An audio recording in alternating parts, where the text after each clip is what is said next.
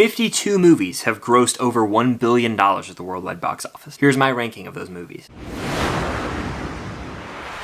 What's going on, guys? I'm Chris and welcome back to another video, a tier list video, and damn does it feel good to be back doing one of these. Today I'm ranking all 52 billion dollar club movies in a tier list. Let me know your ranking of these movies in the comments down below, your least favorite and favorite billion dollar club movie. Be sure to hit that like button, it helps out quite a bit, and consider subscribing and hitting that notification bell to be notified for all of my future videos. Without further ado, let's get into this tier list. Alright, so the tiers I have today are best of the best, great, good, meh, and bad, the typical tiers that I use here on the channel. And again, if you want to see how much money each of these movies made, you can look that up online. I won't be including it in this. The first movie on the list is Titanic, one of those classic 90s movies that you gotta watch at least once in your life. It's epic in scale. You've got young Leo, Kate Winslet, a tragic romance. Was there room on that little piece of wood at the end? That's for you to decide. Let me know in the comments down below. I think there was. I think Titanic's a good movie. It is a 4 out of 5 movie in my mind. Very good film. Moving on, we've got Jurassic World Fallen Kingdom. The Jurassic trilogy, I'm gonna call it like the World trilogy. Not my cup of tea, really. The first one's by far the best. We'll talk about that later. This one is a step down, but surprisingly not the worst in the trilogy, which is crazy to say because this movie introduces clone humans and it takes place almost entirely in a mansion. It's wild that this movie actually exists. It's a bad movie in my opinion. I'm putting it down here because it is a bad film. Moving on, we've got Star Wars Episode 9, The Rise of Skywalker. This movie exhausts me in ways that I didn't know were possible. I was just laughing in the theater because of how defeated I was, because I had a sliver of hope going in. I was like, maybe they can save this trilogy with this movie. That was not the case. This movie is abysmal. I actually think that Fallen Kingdom is a better movie, so I'm putting Fallen Kingdom above it. This movie right here, The Rise of Skywalker, the worst Skywalker saga film, the worst Star Wars film, and one of the worst Star Wars projects I've ever laid eyes on. It's laughably bad that they brought back Palpatine. I could get into a 3-hour rant about it. It just makes no sense. Moving on though, we've got Harry Potter and the Deathly Hallows Part 2, damn near my favorite Harry Potter film. You already know it's going in best of the best. This is how you do a conclusion. It is all set up in Hallows Part 1 and Hallows Part 2 brings everything full circle. When Minerva McGonagall does that spell and she's like, I've always wanted to use that spell, how can you not love it? They just go to war at Hogwarts and it's epic. We get the showdown between Harry and Voldemort. It has the emotional beats. I mean, I tear up at times. The score gives me chills. It's got everything I want in an epic conclusion and it definitely delivered on the hype. Moving on, we got Spider-Man Far From Home, the second film in the MCU trilogy, a movie that I find to be overhated. I think Jake Gyllenhaal as Mysterio, one of the more slept on MCU villains. I know it's the whole Tony Stark screwed me trope that people won't shut up about, but it works in my opinion. I like this movie. I think it's a good film. I'll put it right here. You know, I think Titanic's probably a better movie. Far From Home is solid, and I think it's one of, if not the most overhated Spider-Man films. Moving on, we got Frozen 2. The definition of meh, I feel. I'm gonna put it right here because I remember this movie somewhat. I saw it in theaters on my birthday back in, what, 2019? I don't know why I chose to see that movie. I was dozing off at times. It is nowhere near as good as the first Frozen movie. Even though there's some catchy tunes, it's pretty forgettable in my opinion. Next we got Pirates of the Caribbean on Stranger Tides. I could sit here and try and be nice and say, oh, I'll put it in meh. It's a bad movie. I would watch it over these two, so I'll put it above these two films, but On Stranger Tides is a massive step down in quality for the Pirates franchise. The trilogy is like holy to me. Like, I grew up loving the first 3 Pirates movies. This movie, on the other hand, it has nothing to offer. You take every interesting supporting character and you throw them down the drain. There's no Will Turner, there's no Elizabeth, there's no Pintel and Ragetti. The crew isn't there. I guess you have Josh and Gibbs technically, but Captain Jack as the full-on main lead doesn't really work in this movie. Granted, Ian McShane as Blackbeard is a nice villain into this franchise, but my god, this movie just has no magic of the Pirates movies. It's dreadfully boring on rewatch, and fortunately, the 5th movie didn't gross $1 billion, so I don't have to talk about that piece of shit. Moving on, we've got Iron Man 3. I vividly remember the Friday that this movie came out. I was in middle school and my friend's mom picked me and like 3 of my friends up from school. We went and watched this movie, and this was back before you reserved seats. We sat front row and I was just so excited to be there, and I was pretty disappointed with the movie, unfortunately. I didn't love Aldrich Killian as a villain, but more importantly, I did not care for how they handled the Mandarin as they marketed him as the main villain, and it was just it was sour taste in my mouth when that twist was revealed. It's not a bad movie. I mean, it's pretty much the definition of meh. I think it's better than Frozen 2, but Iron Man 3 is one that I just could never get into on rewatch. As much as I want to love it because Tony Stark's my guy, he's my favorite MCU hero of all time, it's not a movie that I ever have the desire to rewatch. Moving on, we've got Rogue One, A Star Wars Story. Watching Andor Season 1 really enhanced my thoughts on this movie. I care more about Cassian, and I feel like after Season 2, I'll appreciate Rogue One even more because it's going to build right into that. But just looking at this poster, it reminds me of the fatal flaw of Rogue One. The fact that I don't really care about a lot of these characters. Now, Cassian is an outlier now because he's got his own show, low. But I think the one thing this movie has going for it that everyone loves is the Darth Vader hallway scene. Just seeing him go full on dark mode, killing the rebels, basically being unhinged for 10 almost minutes it feels like. I'll put Rogue One like right here. I think it's better than Far From Home. I still think Titanic's better. But don't get me wrong, Rogue One I feel like over time I'll warm up to a little bit more. I do find it to be a little overrated. It's better than a lot of the sequels and the Disney Star Wars content we've got, but I've never been like over the moon in love with Rogue One, if that makes sense. It's a good movie though. Next is Transformers Age of Extinction. I saw this movie with my buddy. I think it was on the 4th of July or sometime in July, way back in 2014. And the movie stinks. It's bad. And in fact, gonna go right here. Like, I think Rise of Skywalker is worse than this, but this is a pile of garbage. Everyone in this movie is uninspired. I barely remember what the hell even happens. I'm pretty sure there's dinosaurs at one point. Transformer dinosaurs. So yeah, it's weak. Next, we've got Aquaman, a movie that did $1 billion. I remember in 2018, and holiday season, it was the big movie that everyone was seeing around Christmas time, and it just kept racking it up at the box office. It's a mad movie in my opinion. I think Aquaman is like right here. Like, I think Iron Man 3 might be more rewatchable than Aquaman. Again, don't get me wrong, Aquaman is not bad. That's why it's in the mad category. Like, at the time, I was like, oh, this movie's actually pretty fun. But that was what? I watched this in 2020 for the first time, I want to say. I missed it during its theatrical run, and I haven't had the desire to go back and watch it. I think I bought it on Blu-ray for like $5 on Amazon, but Aquaman is fine, and the new movie, The Lost Kingdom, who knows if that will be any good. Next, we've got The Lion King 2019, an abysmal live action, if you even want to call it that, remake. I got rear-ended on my way home from the movie theater after this. I was driving home, and a car was coming at me head on in the right lane, and I was like, oh, and so I got over into a turn lane, and then they, went into their neighborhood or whatever. I guess they realized they were on the wrong side of the road. And then I got back in, and I was driving for like 10 seconds, and then I got rear-ended. That's the memory I have of this movie. The magic and charm of the musical numbers were not there. The hyper-realistic animation was gorgeous, but I just felt nothing. Therefore, it goes in the bad category. And I'll be honest with you, I actually would rather watch On Stranger Tides and Jurassic World Fallen Kingdom over the Lion King movie. Yeah. Next is Welcome to Jurassic Park. I mean, this is an all-timer. It is one of Spielberg's 90s hits. It brought dinosaurs to the big screen. Like, for its time, the visuals are stunning, and still to this day, they hold up really well. It's one of those Spielberg adventure films that you love, but it also has its fair share of terror mixed in here, and it sparked this whole Jurassic franchise. Granted, nothing was ever as good as this one. This is by far the best in quality. Jurassic Park, in my mind, is a great damn movie, and I'm putting it right here. It's not best of the best for me personally. Next, we've got Avengers Infinity War. My favorite MCU movie. You already know it's going in best of the best. I'll put it right above Deathly Hallows Part 2. Infinity War is the most rewatchable MCU movie. It's also probably the most impressive in terms of all these character groupings spread out vastly across the galaxy, but still getting their fair share of screen time. The Russo brothers did a great job of handling that. The villain wins. It's so quotable. It's action-packed. What else can I say that hasn't been said already? Moving on, we got Fate of the Furious. Fun fact, this is the last Fast and Furious movie I ever watched. I saw this opening weekend with my friend, and it's like the first 20-ish minutes. Vin Diesel's character, I think Dom Toretto is his name, he's driving in the car and it starts to catch on fire, and he's like unbuckling while he's driving like 70 miles an hour, and then like GTA style bails out of the car. It wasn't supposed to be a funny scene, but I almost like cried from how hard I was laughing. From that point on, we viewed it as a comedy and just were making fun of it the whole time, and I was like, I think I'm tapping out of this franchise. I'm gonna be honest with you, I think because of the fact that I viewed it as a comedy, it was more enjoyable than the movies in the bad tier. So I think I would put it like right here.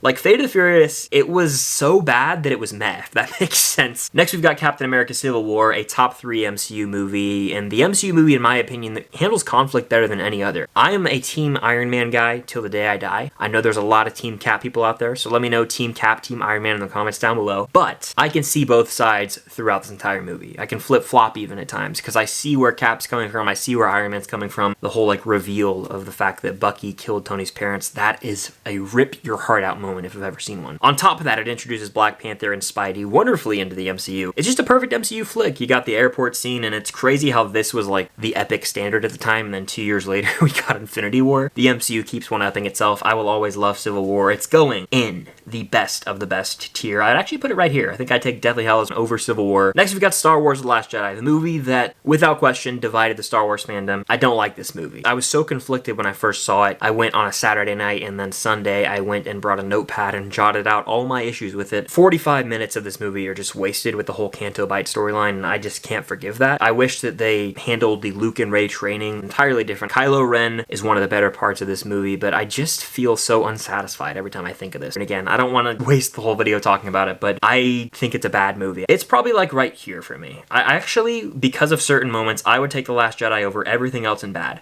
It is a better film than these in my opinion, but The Last Jedi is still a bad movie in my eyes. So there are certain movies on this list that I actually haven't seen. I think there's 4 or 5, and Aladdin 2019 is one of those, so I'm just gonna move it to the bottom here. It'll just be left behind. Let me know if I should watch it down below. Next is Avatar, the box office king, and I don't think this is a terrible movie. I think it's a meh movie. The first Avatar, you know, I rewatched it for the first time in years in preparation for the sequel that just came out, and I just felt nothing watching this movie. It's a very generic story, something we've seen countless times, with incredible visuals. No one is denying the fact that the Avatar movies have some of the best visuals of all time, but I don't give a damn about anyone in these movies. I just never will get the hype, and I've kind of waved the white flag on the franchise. If I'm being honest, I'd put it like right in the middle of meh.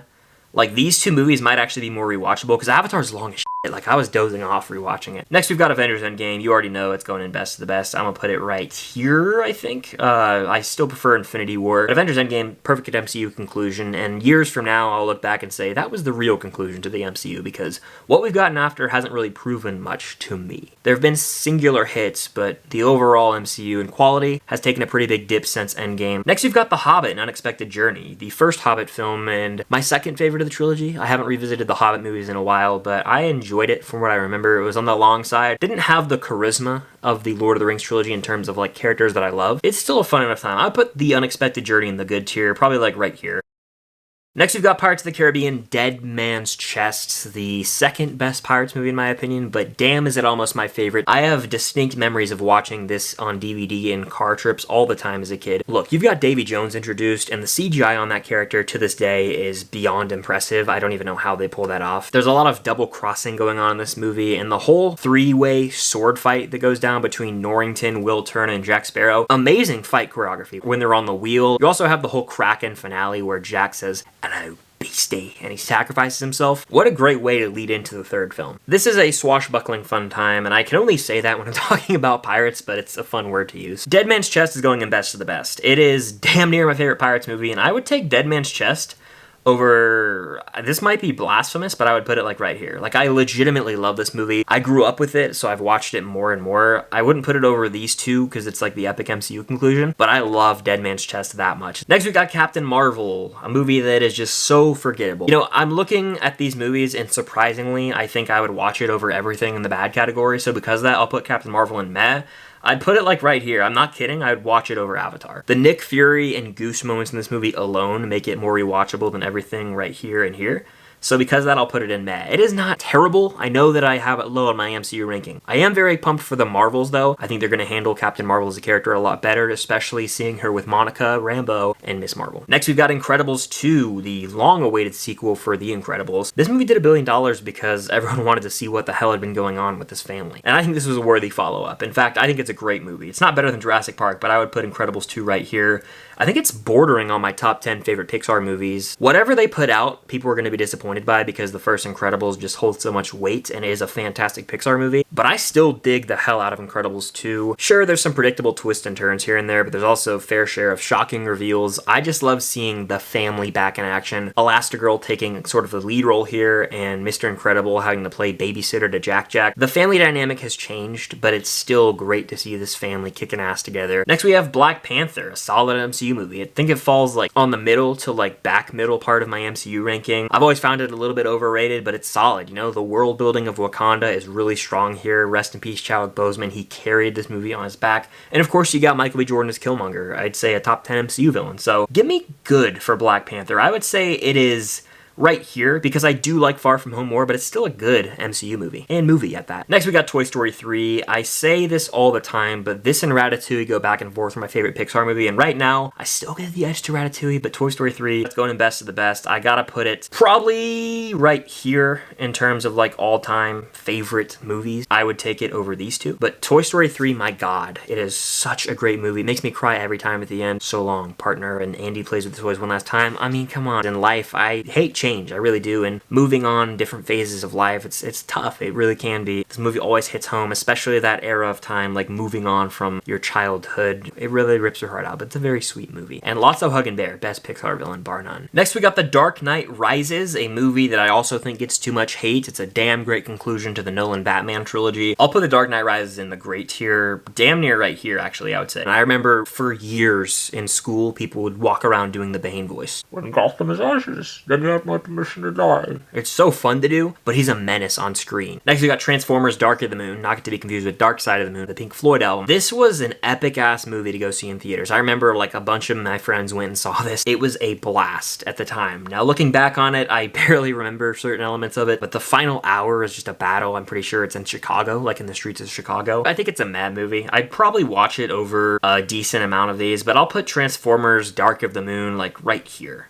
That seems fair for a movie that I haven't seen in almost 10 years, I would say. Next, we got Avengers Age of Ultron, a MCU movie, again, that's fairly overhated, I think. This is like my 15th or 16th favorite in the entire MCU. I think it's a good movie. I would put it over these two, I believe. I have it like probably, actually, you know, I think I might have Far From Home right above it in my MCU ranking, so that would only be fair to put Far From Home above it. But Age of Ultron introduces Wanda and Pietro into the MCU. This is like the only MCU movie we get where the Avengers feel like a legitimate family going on a mission together, because in the first one is an intro movie, and then obviously Infinity War Endgame, crazy shit happens and people die. But this is like the one Avengers movie where we get to see them be a team and a family, and I dig it for that. Alice in Wonderland from 2010, another one of the movies I actually haven't seen, so I'm going to go ahead and move that to the back of this tier. Next, we got The Dark Knight. Many would say this is the greatest superhero film of all time, and I mean, I can't really argue with you there. I think it's a damn good movie. In fact, it's going in best of the best. I personally enjoy all the movies in best of the best more than The Dark Knight, but it still deserves a spot in best of the best. It is going to be damn difficult for a comic book movie villain to top Heath Ledger's Joker in terms of not only being iconic, but just being truly terrifying, and I don't know if we'll ever get a comic book villain performance that great. There was a period of time in my life where I would claim this movie is a little overrated and the trilogy's overrated. I went back and rewatched it. I don't know what I was on. It was like at the start of the pandemic, and I guess my mind was just being rewired or something, because this movie is perfect. The score alone gets it a spot in best of the best for me. Next, we've got Furious 7, the final Fast and Furious movie featuring Paul Walker. I remember going and seeing this movie, and like the final montage got me sort of teary-eyed because it was sad. There was a period of time in my life where I binged all the movies leading up to this to prepare, but Furious 7, it's meh. I think it's better than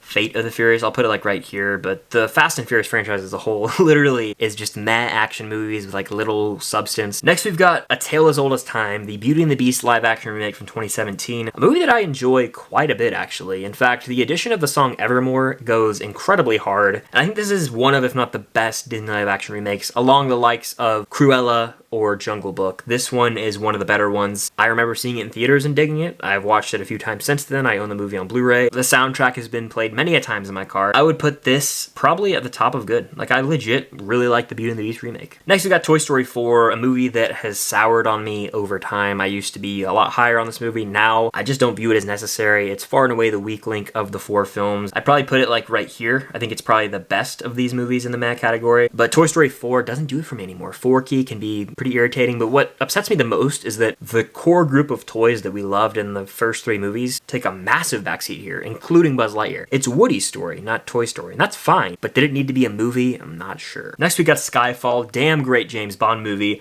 I'm gonna go ahead and put it at the top of great. It's almost my favorite. This and Casino Royale sort of go back and forth. You got Javier Bardem as the villain, a terrifying villain at that, and there's some incredible action sequences here. It's neck and neck between this and Casino Royale for my all-time favorite Bond flick. Next, we've got The Avengers, another one of those classic MCU movies, the first team-up movie really in the MCU that we ever got, and I feel like some of us sort of don't appreciate that enough. A lot of people say this movie doesn't age well. I throw that out the window. This is a great film. I'm putting it right here, right behind Skyfall and The Dark Knight.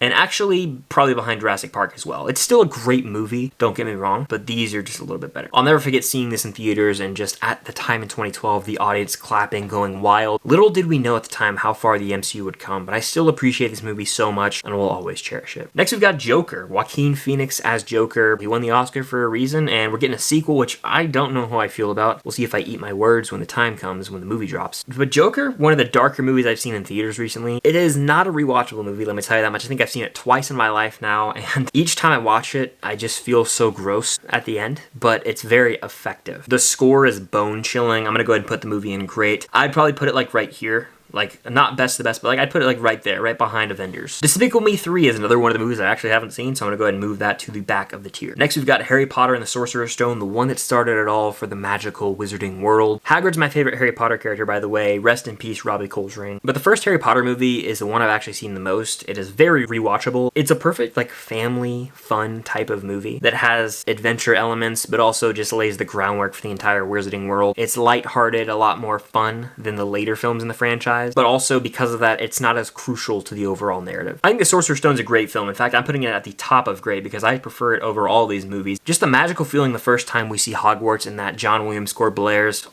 Unmatched. Next, we've got Lord of the Rings, The Return of the King, the epic conclusion to the Lord of the Rings trilogy. I rewatched this trilogy for the first time in a few years this summer. I actually ranked all the movies too, so check that out, linked up above. Not only does this movie deliver in terms of epic battles, but the emotional payoff in this movie for characters is outstanding. Seeing Frodo and Sam's journey finally pay off as they destroy the ring and Gollum, you gotta love it. There's so many moments to love. It's very quotable, and everyone gets a fitting ending. I know people love to say the Return of the King ending, where it's like 45 minutes of everyone getting their moment to shine. It's fitting here. My friends, you bow to no one. Return of the King goes in best of the best, and I would probably put it pretty damn high. I'm actually gonna go like right here for Return of the King.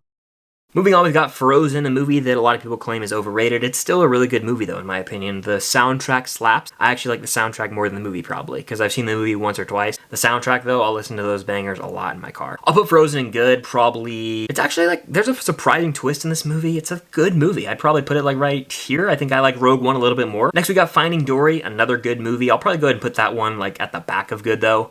I prefer, every movie here, that seems fair. Finding Dory, a long-awaited sequel, nowhere near as good as Finding Nemo, but still has its sweet moments. Hank the octopus being a scene stealer, of course. The scene where they're driving the truck and they flip it off the bridge and everyone's freed into the ocean, that is wild. So it's definitely greater in scale in terms of the Finding Nemo, Finding Dory world, but it's not as memorable, doesn't have as much heart as the first either. Next, we've got Jurassic World, the best Jurassic World movie by far. I remember when this was like a box office behemoth back in 2015. It was a fun one to see in theaters for sure. Chris Pratt has that charisma to carry the movie as Owen Grady. The dinosaur action in this movie is the craziest we'd seen at the time. I'll put this movie in good. I'd take it over Finding Dory. It's pretty fun, actually. Like, it's got some very one-note, lame side characters, but in terms of, like, the spectacle itself, it's a fun enough time. Next, we've got Minions, another one of those movies that I actually haven't seen, so it's going to the back of the list. Next, we have Jurassic World Dominion. I was incredibly hyped for this. They marketed it as the epic conclusion to the Jurassic franchise. You brought back the OGs. Sam Neill, Laura Dern, and Jeff Goldblum. We're gonna unite with Chris Pratt and all the main characters, kind of like No Way Home style, where you've got the old coming together with the new, and it just didn't work at all. For a movie franchise about dinosaurs, locusts took the forefront here. Locusts. I have no clue how this movie got greenlit. It is awful, in my opinion. It's way too long. The OG characters don't have enough to do here, and it just feels so awkward when they get introduced to the new characters. Of course, this movie got me when it played the original Jurassic Park theme, though, and we did see them reunite for like a split second. I was like, that's so sweet, but it just wasn't enough. There wasn't enough substance to this movie. Like, on paper, yes, it was great to see them back together, but the plot that this movie provided was horseshit. It's the type of bad that you can rewatch and have fun, sort of poking fun at. I would put it like right here. I would literally watch this movie over any of these other movies in bad, especially with a Pretty Much It commentary track. Next, we've got Zootopia, another movie that I actually haven't seen, I know, so it's going to the back of the list. Then we've got Avatar: The Way of Water, the 6th film to cross the $2 billion mark at the worldwide box office. And if you've seen my review of the film, you know I didn't like it. To me, it plays as a sort of rehash of the original Avatar in the most on-the-nose way possible. The villain of the first film, who dies in the first film, comes back in this movie in Avatar form, and he's like, I gotta kill Jake Sully. There's a whole subplot of this movie about humans going and extracting this valuable element from whales, which is what they were doing in the first film, trying to get the element from underneath the trees on Pandora. Again, I'm not gonna argue with anybody that the movie is visually gorgeous and stunning, because it is. But the story, again, did nothing for me, and the main character of the first film, Jake Sully, and Zoe Saldana's character, took a back seat here. It was way more about the kids that I didn't care about, and it was just bad. And again, this is all personal preference here. This is my 2 cents. Putting it right here in bad. I would watch Jurassic World 3 and 2, Pirates 4 and The Last Jedi Over the Way of Water. Next, we got Star Wars Episode 1, The Phantom Menace. I'm a huge prequel defender as I grew up watching the movies, but I also think that it's some of the best storytelling that Star Wars has to offer. The Phantom Menace gives us the Duel of Fates score and also that actual showdown between Darth Maul, Obi-Wan, and Qui-Gon.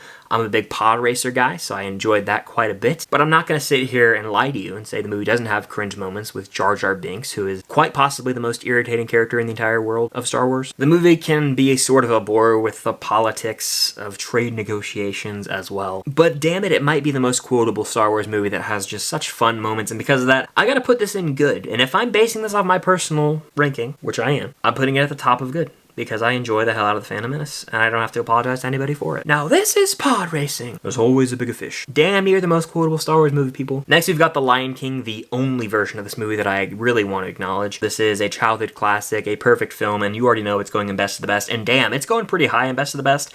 In fact, I'll put it right here in Best of the Best. Like, this is a movie that I don't talk about all the time, because, I mean, I've said my piece with it pretty much, but it's like an all-timer for me. I take it over Toy Story 3 because it's my favorite animated movie, and I watched the hell out of this movie as a kid. I know it from back to front, front to back. It is the perfect animated film. I never fail to get teary-eyed when Mufasa does die. Scar is a perfect villain. It is a hero's journey template done to perfection. And of course, the music in this movie, both the score and the actual songs, you know, that they sing, masterful. Next, we've got Spider-Man No Way Home, the event of the end of 2021. Seeing all three Spider-Man on screen together, I'll never forget. The hype going into this movie, I don't know if that will ever be recreated, actually. I adored it at the time, and I still really enjoy the movie, but I'm actually not going to put it in best of the best. If I'm looking at what I have up there, I'm going to put it at the top of great, just shy of best of the best. I think No Way Home's an achievement. However, having seen it 7 to 8 times in my life now, there are pockets of the movie that I do think are a little unnecessary, that sort of drag, but the last hour onward, perfection, seeing all three Spider-Men together. They didn't just show up to have them all swinging together. They played a really pivotal role in Tom Holland's Peter Parker journey. Next, we've got Top Gun Maverick, my favorite movie of 2022, and hell, my favorite movie of the decade. I haven't seen a movie that moved me this much in theaters in a long-ass time. I'm gonna put it at best of the best. I don't know if I can put it over some of these movies that I have loved for such a long period of time, but how I'm feeling right now, I'd put Top Gun Maverick like right here in best of the best. Over Civil War and The Dark Knight. Again, it's one of those movies that just struck a chord with me. Infinitely rewatchable. I think it's the ultimate summer movie too. Like every summer I could watch this 3 or 4 times. I would love to see it win Best Picture at the Oscars, though I know that's not gonna happen. And the last movie on this list that I've seen is Star Wars Episode 7, The Force Awakens. Every time I think of this movie, I think of opening night and the nostalgia associated with that. It was actually the first Star Wars movie I ever saw in theaters, and I will always cherish that. I'm gonna put this movie in the great tier. I'm actually gonna go like right here with The Force Awakens. I truly do enjoy that movie despite episodes 8 and 9. They attempt to taint this movie for me in my brain, but I have to separate them. The Force Awakens, if I view it as its own movie, is a great film. Han and Leia had a nice role in the film, but it also gave us new characters. Kylo Ren had so much mystery and intrigue to him, and it ended with the perfect cliffhanger of Luke Skywalker getting his lightsaber returned to him. In another world, I wonder what the sequel trilogy would have looked like if it went in a different direction. But those are all the billion-dollar movies that I've seen. I have not seen Aladdin, Alice in Wonderland, Despicable Me 3, Minions, or Zootopia. If I should watch any of those, let me know in the comments down below. Starting at the top with best of the best, we've got Infinity War, Endgame, The Lion King, Dead Man's Chest, Toy Story 3, Return of the King, Deathly Hallows Part 2, Top Gun Maverick, Civil War, and The Dark Knight. Moving into the great tier, we've got Spider-Man No Way Home, The Sorcerer's Stone, The Force Awakens, Skyfall, The Dark Knight Rises, Jurassic Park, Avengers, Joker, and Incredibles 2. In the good tier, we have The Phantom Menace, Beauty and the Beast, Titanic, Rogue One, Frozen, The Hobbit, An Unexpected Journey, Spider-Man Far From Home, Avengers Age of Ultron, Black Panther, Jurassic World, and Finding Dory. In the mad tier, Toy Story 4, Iron Man 3, Transformers Dark of the Moon, Aquaman, Captain Marvel, Avatar, Furious 7, The Fate of the Furious, and Frozen 2. And in the bad tier, Jurassic World Dominion, Star Wars The Last Jedi, Pirates of the Caribbean on Stranger Tides, Jurassic World Fallen Kingdom, Avatar The Way of Water, The Lion King remake that I hate, Transformers Age of Extinction, and The Rise of Skywalker is the worst billion-dollar movie that I've seen. But that's just my tier list ranking of all these billion-dollar club movies. Definitely let me know yours in the comments down below, and be sure to hit that like button. Also, what movie that comes out this year do you think could join this billion-dollar club? My money would be on The Little Mermaid remake. Subscribe and hit that notification bell so you can be notified of future tier lists, reviews, reactions, rankings, all that good stuff. Thank you guys so much for the support lately. I look forward to making more content this year, and until next time, I'll see you guys later.